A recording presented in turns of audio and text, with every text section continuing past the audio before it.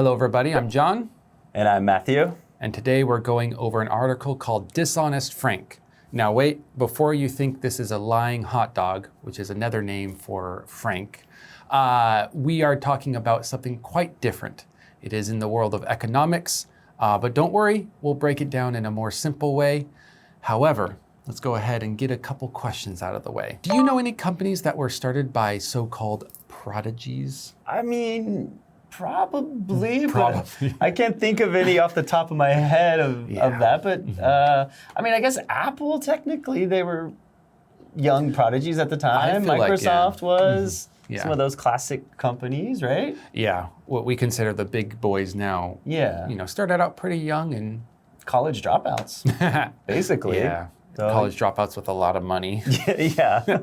And connections. Connections. You know, usually when I think of prodigy, I think of more like musical prodigies. Mm-hmm. Okay. Like, I mean, I don't know their names, but there is a Korean pianist who is like #1 in the world currently.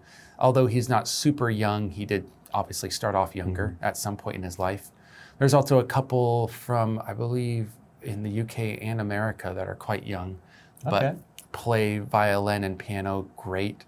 But yeah, as for companies, I'm gonna go with you, Microsoft. I don't think Elon Musk is a prodigy, is he? I think he uses prodigies around him. Yeah, uses is a good word. Yeah. This might be easier. Have you ever heard of a CEO who lied?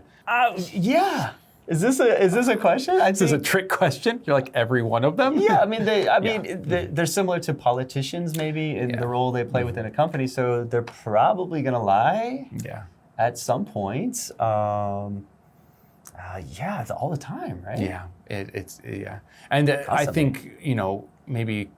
I guess one of the newer ones in Korea was the guy who made Luna. Yeah, I was just thinking of him. Mm-hmm. Yeah. Again, I'm not good with names. I don't remember them, but I can't remember. Yeah.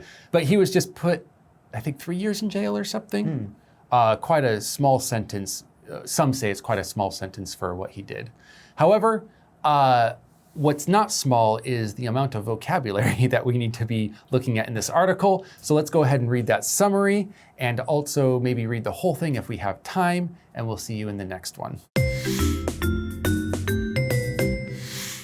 Dishonest Frank. Investors are notoriously vulnerable to a good story or catchy image. Fraudulent entrepreneurs take advantage of this. A couple of young, charismatic female CEOs succeeded in raising huge amounts of money for businesses that sounded impressive but were not viable.